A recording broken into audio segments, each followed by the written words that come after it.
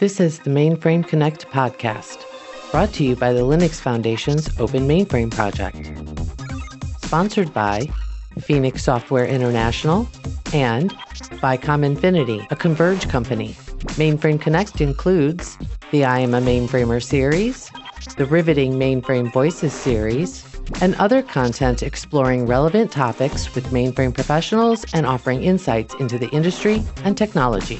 Today's episode is from the 10-part Mainframe Coven mini-series, honoring the past, present, and future women of IT. Hello and welcome to Mainframe Coven, a podcast about real stories from the essential yet often unseen minds behind the machines. We are your hosts. My name is Jessielaine Punongbayan, and I'm a product manager for Dynatrace. And my name is Richelle Anne Craw, and I'm a software engineer for Beta System Software. Welcome to our episode. Welcome, everybody. We are super excited for this episode because joining us today is Sudharsana Srinivasan. She's a longtime mentor and former co-leader of Open Mainframe Project's COBOL programming course. She's also a former IBM Z System Advocacy Program Manager, and now she's an IBM Senior Firmware Development Manager. Sudharsana, welcome and thank you so much for joining us today. Welcome to the Coven. Thank you. Thank you so much to the both of you and Mainframe Coven for having me. I'm super excited to be here and talking about mentorship. Yeah, welcome to the Awesome. Coven. Yeah, we really wanted to speak with you on this podcast because I feel like the three of us have things in common. But I want to hear from you, like your tech journey from when you started, like in programming, and then when you focused on COBOL, and then to your current role, like right now.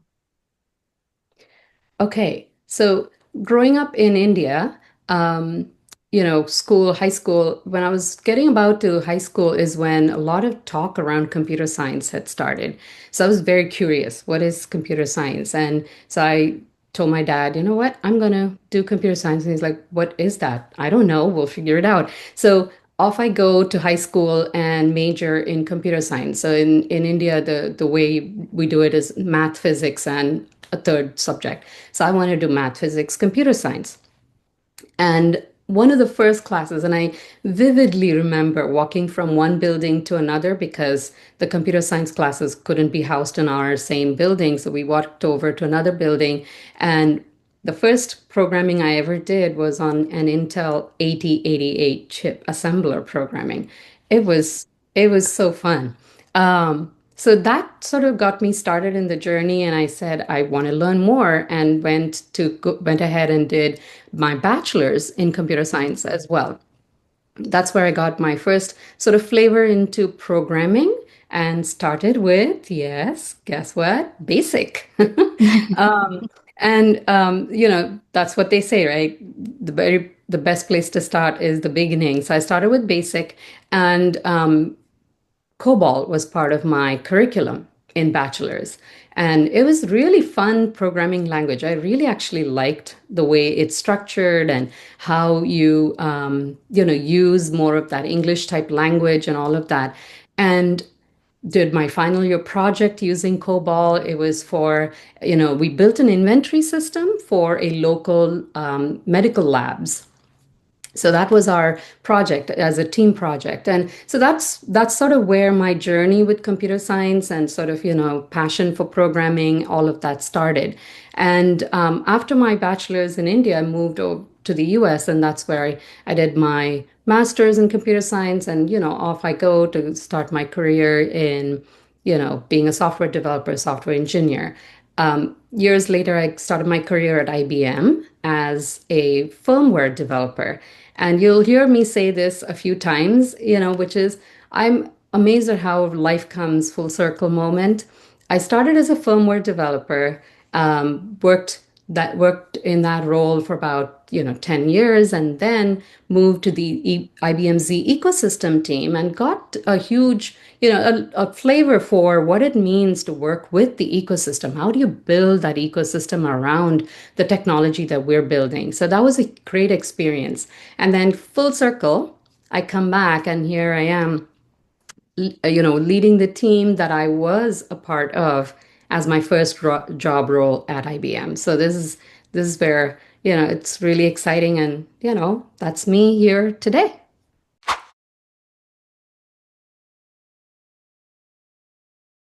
were there moments that made you say like, I want to help others to follow this path? And is if you ever have that kind of moment, was there a particular experience or a person that made you realize that, hey, you wanted to do that?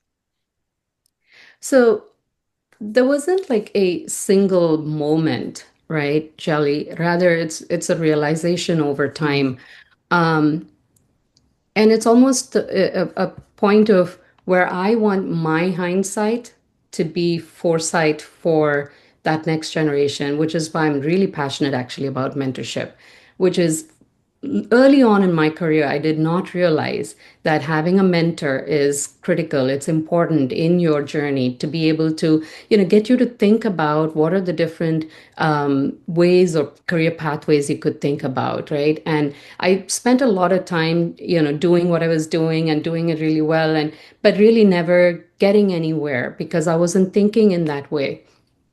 So I think over time I realized that that's sort of my pitfall, if you will, right? And then realized I should be looking at where and how can I, Mm-hmm. tap into my own network and see who could help me and mentor me. And, that has definitely helped me, going into my career for later on. So that I think has been my sort of awakening moment, if you will, where I realized I want to do this for others so they don't have to realize it much later. So I actually talk to students, even before they're getting into their careers. Think about mentors, think about who in your network you can tap into so you can draw from those experiences, right? Yeah. I like how you talked about the talking to students because I want to go back to your time as a student when you were in India. Even before your bachelor's, you already said that you wanted to try computer science and the programming aspect. So I wanted to get your perspective because Jelly and I we spoke about this in one of the first episodes. And how Mm-hmm. does it compare your experience as a woman in STEM in India and then when you moved to the US for your master's and then now working with students as mentees globally? Yeah. So as a student in India, both in high school and of course in my bachelor's, what I noticed is I think it's a cultural thing. So I'll phrase that as well. It's a cultural thing where, everyone is thinking about engineering, STEM, engineering or, some kind of sciences degree. That's the mindset you go with when you're thinking about college. So yeah, so you would have so many, the scale of number of girls and boys, but the scale of which, students are studying STEM majors is just enormous. And I come to the US, I'm doing my master's. Again, I see quite a few, girls and women in STEM, which is great. Going into my first job though, and also at IBM, coming into the firmware team, the for Z firmware, was I think the first shock that I had, right? Because I then was the only woman in the room in the Z firmware team when I got started. And so that then puts you in a little bit of a what is going on here? How did this happen? Right. And then you suddenly start to develop syndromes that you may have not even known, like imposter syndrome. That's part of my, journey. And I think the issues where I took much longer to realize that I need to have a mentor, someone who can talk through these things with me. But yeah, but it's real, right? So you then doubt yourself. Do I really belong in this, in this field or in this, at this table? Look at everybody. They have so much experience and I'm not sure I'm able to catch on, all of that. That's real. It was part of my experience Mm-hmm. as well. So these are the things that, I've taken as part of my personal experience and journey that I then want to make sure I actually give back. But I will tell you this, over the last many years that I've been both at IBM and, looking at where we are today, big difference, right? And I'm Mm-hmm. so happy to see that we have so many more women in STEM in the teams, whether it is software development, design, test, product management. So it's really wonderful to see that dynamic has changed. you once mentioned that there is a missed opportunity, like in Mhm. understanding COBOL in a real world importance. And how did that experience shape the way that you mentor others? Yeah, so specifically that missed opportunity, if I can, sort of tell the context and a Mhm, story to it. I said I did COBOL and, really loved it in college, right, when doing my bachelor's. What I call the missed opportunity is that connection of here's your skill that you enjoy, you're good at, and the connection to mainframes as a platform where you can build a career using that skill. I think that dot wasn't connected, right? yeah. Whether it was the professor in college who did not connect the dots, or I did not do my own research to connect the dots, whichever way we say it. So that to me was a missed opportunity, right? Because I then dropped COBOL, I did my master's, and off I go. I'm programming in C and C++, working on, amazing cell systems, for Ericsson and things like that. But I come back to IBM, and as a firmware developer, again, I am continuing to work on, programming languages that is not COBOL. But when I had the opportunity to work with OMP, Open Mainframe Project, on COBOL programming course, that's when I, realized this is the opportunity that I need to be able to talk to that next generation of learners, whether you're a mainframer yet or not, right? That next generation of learners, and say, here's a skill, which is Mhm, COBOL, learn it through this programming course. And guess what? You can leverage it on, careers in the mainframe industry. You could be an application developer. Is this the only language you need to learn? No, it is not an either or either, right? So it's an and I always believe that, it's all about bringing that and in, right? So it's COBOL and Java and Python and, whatever else that you want to learn, because learning is a lifelong journey, right? You may or may not use it at work, but it doesn't need to stop you from learning, because it's mhm, something that'll always help you draw from all the different sources that you have to make you a better version of yourself, whether it is a programmer that you are, or, a design person or product management. So I think that's sort of where, I take that missed opportunity, was that connection of the dots. So I want to make sure that I connect those dots, or help, at least, even if I'm not the one who's actually connecting it, mhm.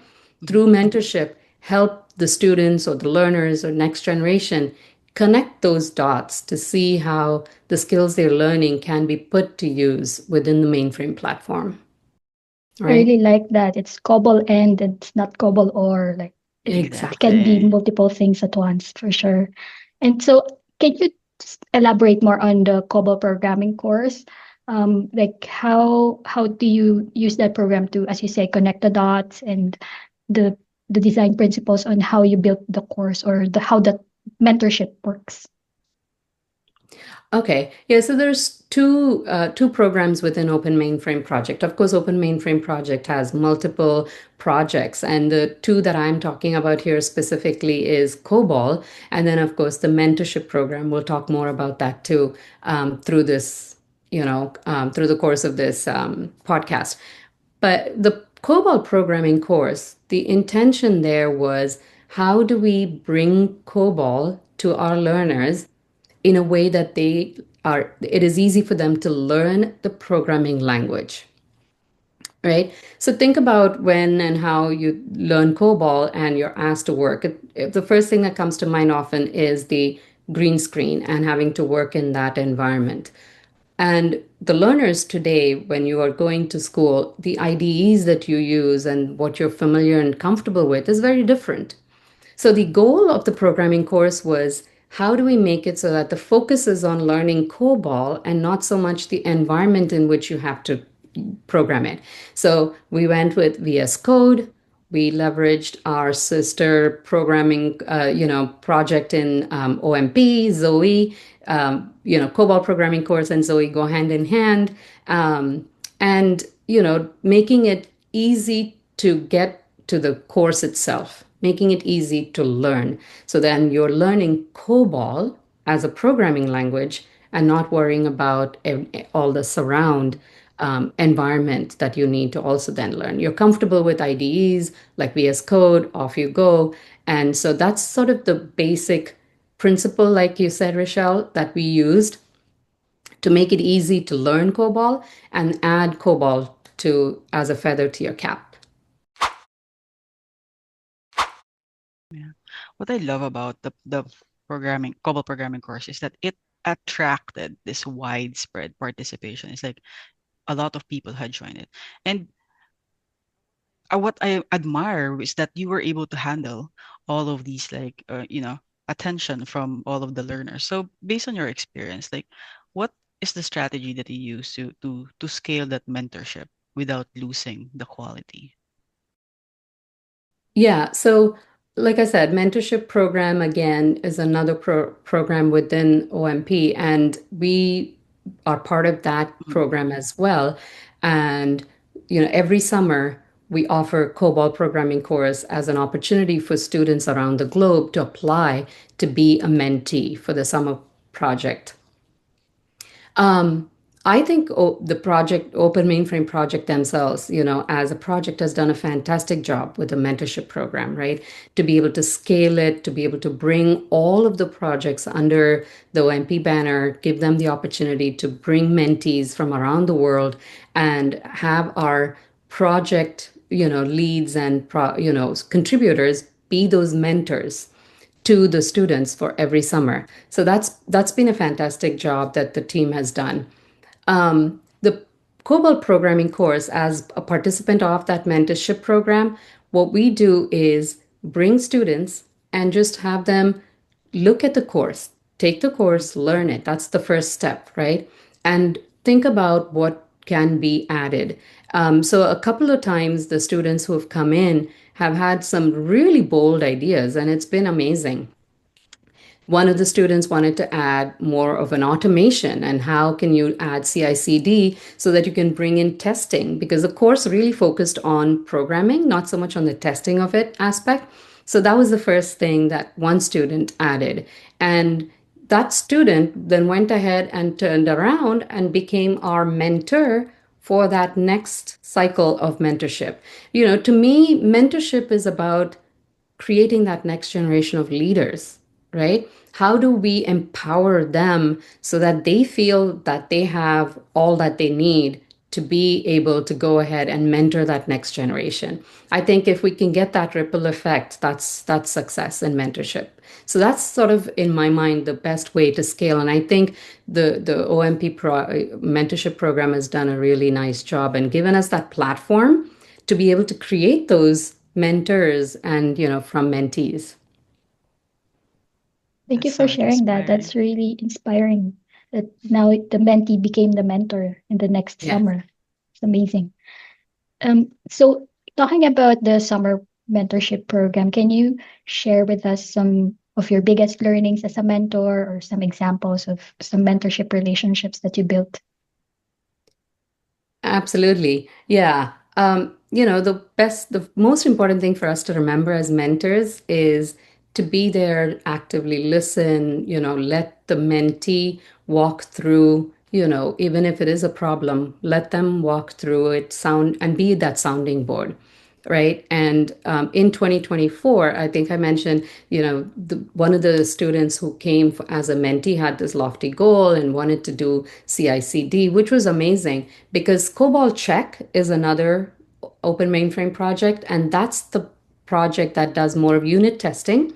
And that is what we incorporated into the COBOL programming course. And that was in 2023 as part of the summer mentorship.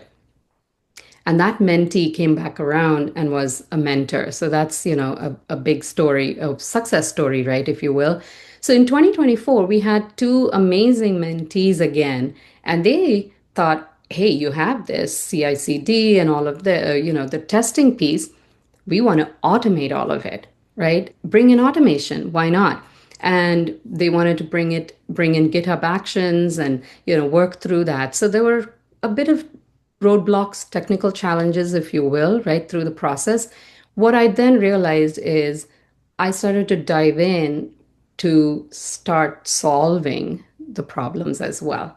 So I had to sort of stop cold on my tracks and say, okay, wait, I am not your guiding anymore. I'm actually co creating, which is not the role of the mentor, right? You don't want to give them the answers. Mm. So you then take away their ability to discover the solution, which is the goal of mentorship. Let the mentee discover the solution, right? You don't want to give the solutions to them. So I think that was my biggest learning, right? Almost a faux pas on my part of diving in and starting to, build and provide the solutions as opposed to take a step back and, see how they are walking through all of that and, just be a guide. Yeah, Yeah. that was a big learning. So it's a top of mind now every time I mentor. Yeah. Don't give a solution. Don't give them the answers. Let them discover it. Exactly. Yeah. Let them make their Yeah. own mistakes first. Exactly. Exactly. Yeah, I mean, it's part of the learning, right? Yeah. I think sometimes that's the best way you learn is make those little mistakes. It sticks with you Yeah. much longer. Sometimes it actually helps, not just in mentorship, just in life in general, that Correct. you need to Exactly. learn your own mistakes. So Yes. I really love all of these things or these examples that you shared with us. Do you believe that it's so crucial for us to pass on the knowledge to the next generation, especially with the context of the mainframe technology? Mhm. Sorry, so can you repeat Sorry, the I question? mean, why do you believe that it's so crucial for us to pass on the knowledge to the next generation, especially in the context of mainframe technology? Yeah, so, we've been all hearing about this for a long time, which is the maturing workforce and the knowledge that you're going to be losing with the maturing workforce and folks retiring. And it's something I've been hearing about since I started and even now. So, even more in today's world and where we are, I think mentorship is crucial because that's the Mm. best way for us to share knowledge, share our expertise, and enable and empower that next generation.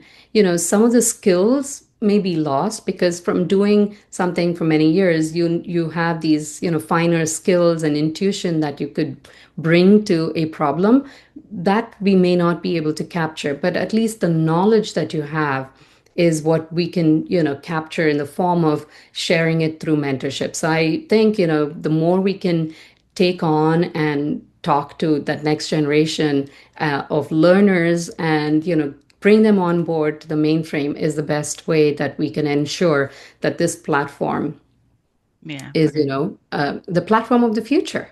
exactly. And mainframe, it will last longer, last longer than me, So it's Yeah. nice to have to ensure that and pass on the knowledge to ensure the mainframe's future. Yeah, so I've just recently started on a journey of mentorship. Like I've started becoming a mentor myself. But I would like to hear if you have any advice for um, mentors or mentees, specifically women mentors or mentees. Like where do we start? Where do I find mentees or where do I find mentors? Okay, so here, the IBMZ advocacy program, I know, Jelly, in the introductions, you said I was an advocacy program manager. That's sort of, the program that I worked on, built sort of ground up. And one of the things that we worked on, as part of the advocacy program is a mentorship program as well, and that is a way that, we can match a mentor and a mentee. So for mentors out there, Rochelle, for yourself as well, if you're looking to be a mentor and want to sign up, I would say sign up to be a mentor, as simple as going to ibm.biz/mentor-today. And that's a way that you can sign up to be part of that mentorship program. And as an early tenure professional, someone who's new to the mainframe, I would say join the new to IBMZ user group because that's a great resource where you can find others who are, like yourself, early tenure professionals who are sharing their knowledge, their experiences, questions.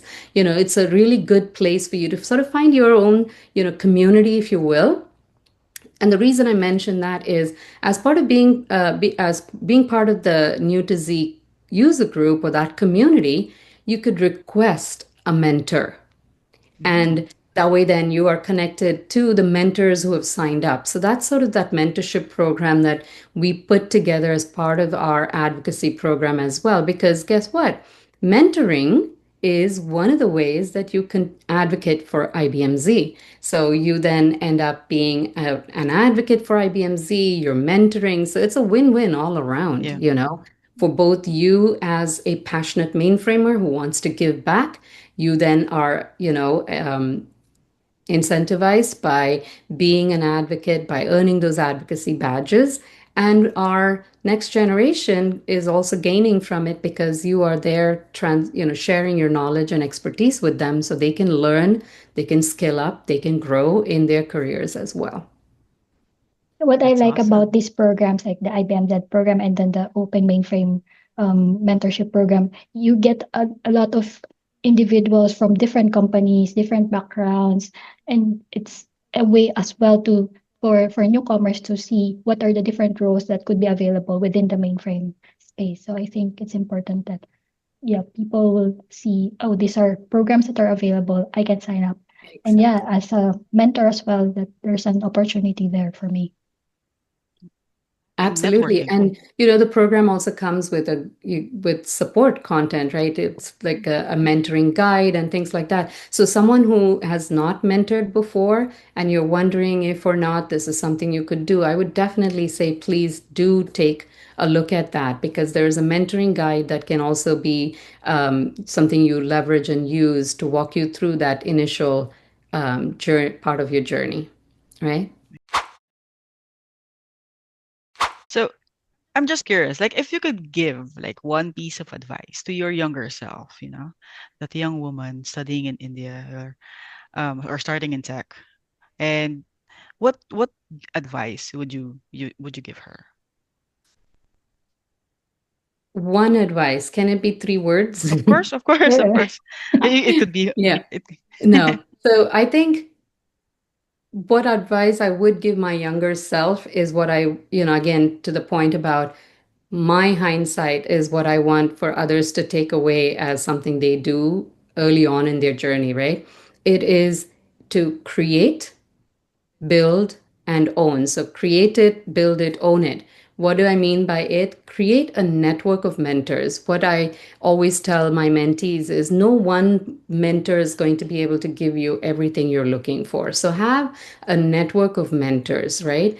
Some may be technical mentors, some might be, more professional mentors or leadership that you're looking for, things like that.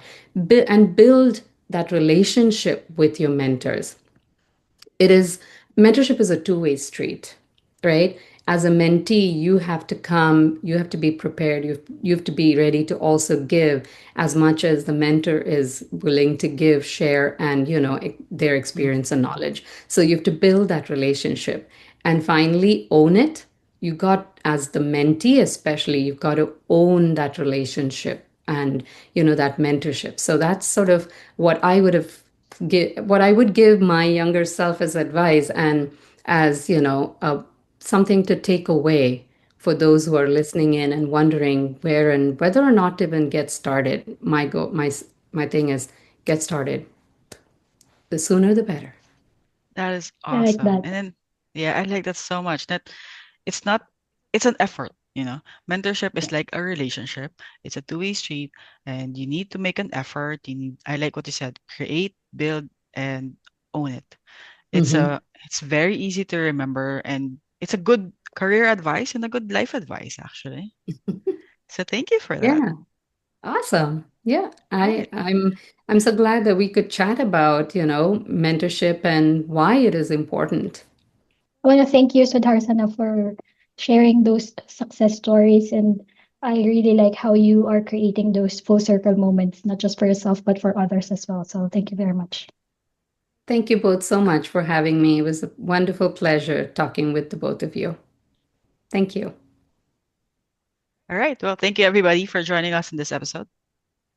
You will find links and resources from today's episode in the show notes. Follow, rate, and subscribe wherever you get your podcasts. Thank you for tuning in to the Mainframe Connect podcast and this episode in the Mainframe Coven 10-part mini-series sponsored by Phoenix Software International and Vicom Infinity, a Converge company. Like what you heard? Subscribe to get every episode or watch us online at openmainframeproject.org. Until next time, this is the Mainframe Connect podcast.